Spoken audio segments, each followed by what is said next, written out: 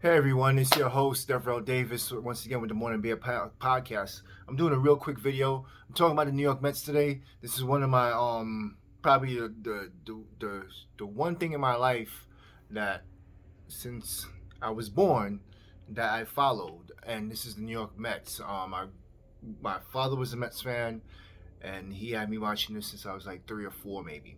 So not since I was born, but since I was a kid, a little child, I was watching the Mets, and I'm a huge Mets fan.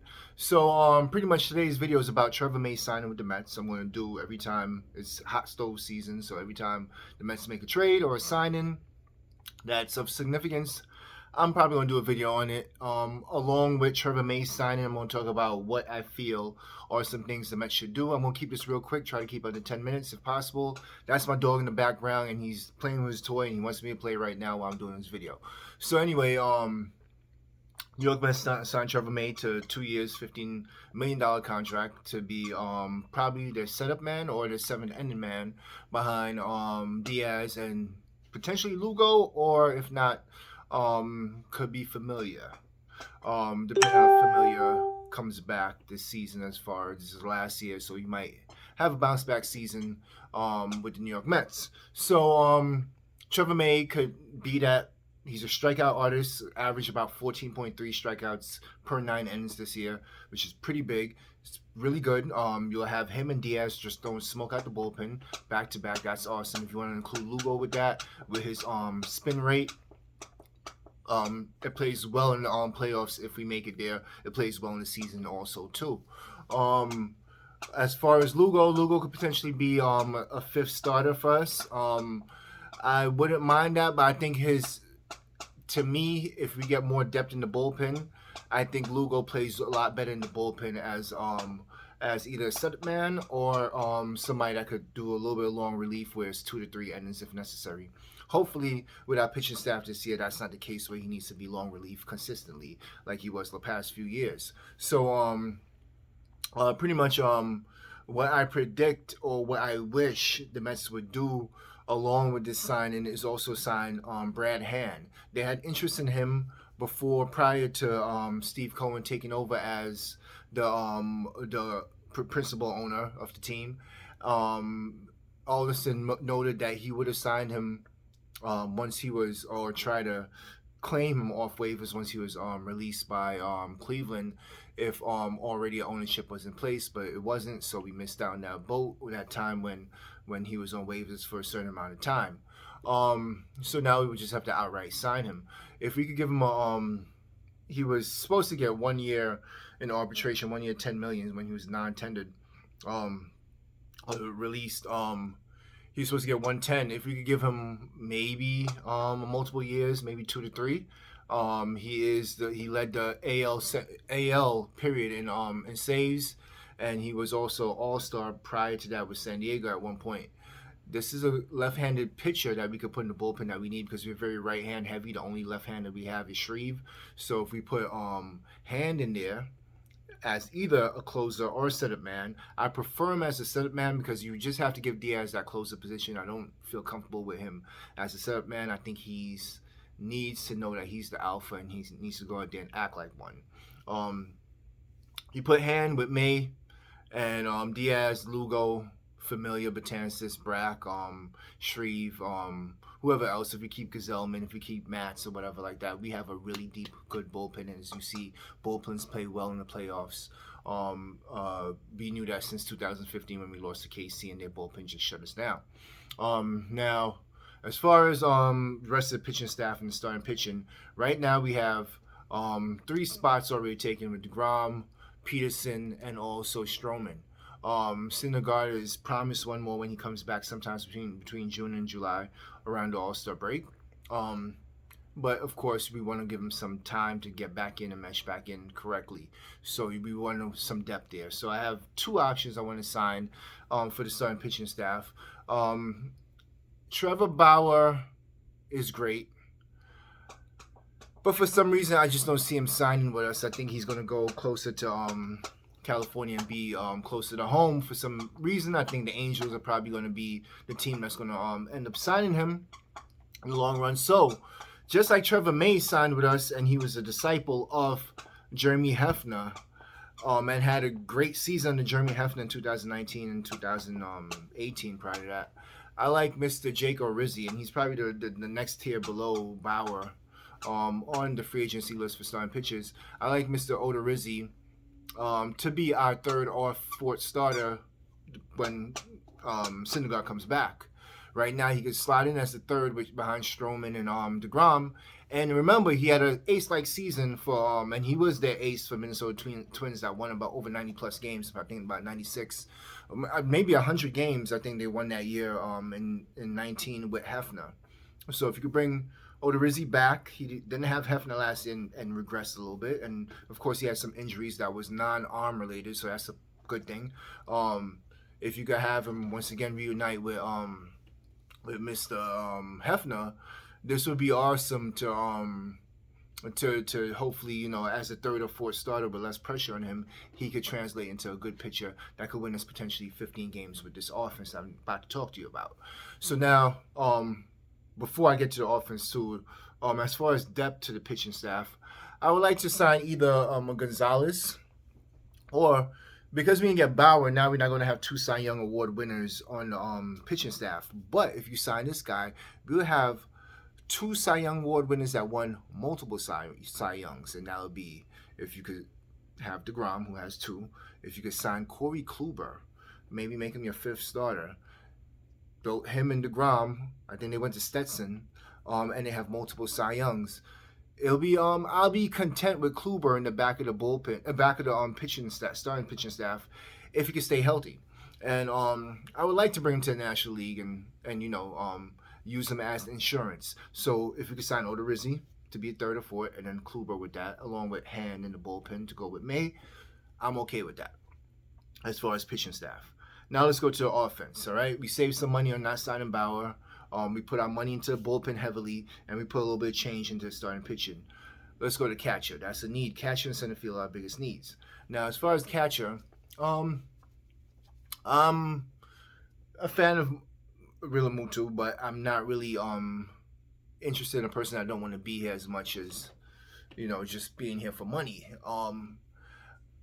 I like him, but the reason why I'm going to go in this direction is because we do have a future catcher prospect who's like number 50 something in 100 in the Major League Baseball 100 top prospects, and he's only 19 years old, and he's number 2 or number 1 in Mets, depending on how you want to rank it, in Mets farm system, and that's Francisco Alvarez, and he's about 2 years away from making it to Major Leagues. 2023 is probably the time when he's going to come. And I don't want somebody blocking him there on a 5 to 6 year contract, which Rillamuto is probably going to ask for and probably going to get. So I would prefer if we could go the route of James McCann or even Molina. And this way he could teach Alvarez how to be that dominant alpha catcher that we need. And he could potentially be with the offense and the glove that he has. Now, as far as McCann's go, he's probably going to require a 3-year contract, and I'll be very content with McCann's because, first of all, he's an all-star. He hits for power, hits for average. What is average in catches sense, where it's between 260 and 280? That's pretty good. And he has a gun, and his framing ability, where he steals pitches, in my opinion, is one of the top notch, and he learned also from Grandel also. So that's another thing that I think plays well in us signing McCann's. If he gets 3 years, maybe at like somewhere between $12 million a year, $36 million, I'm fine with that.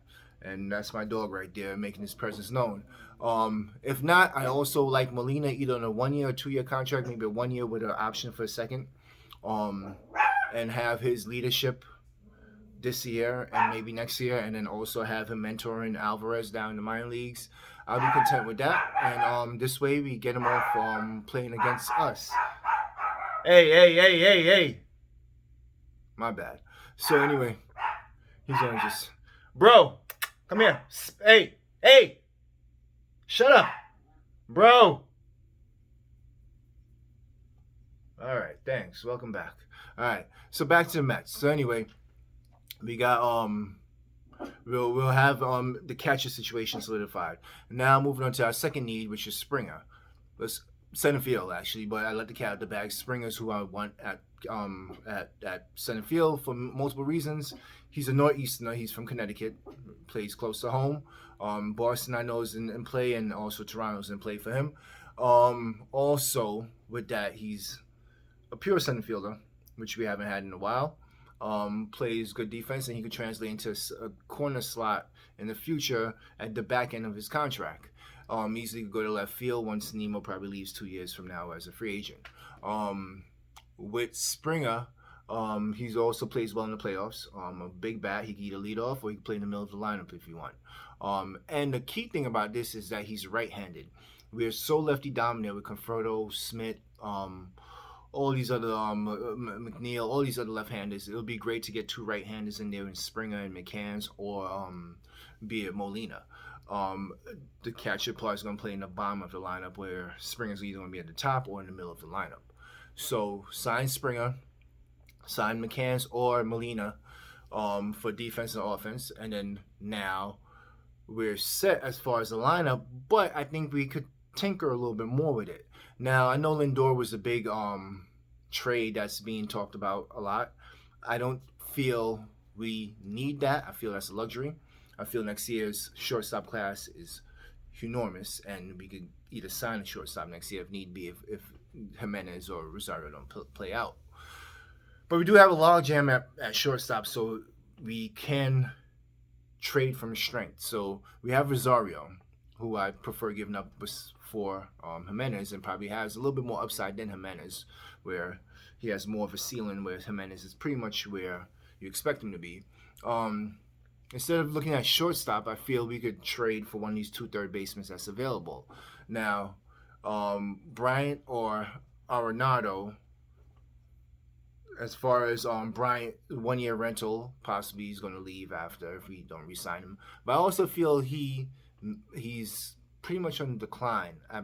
I think his numbers are true. I'm not really intrigued by him that much, or feel he's going to be a difference maker. Not much. I prefer Arenado in his huge contract. He could opt out if need be, but I feel we could afford his contract. But his defense alone plays well in that contract. I'm not scared of his splits as much.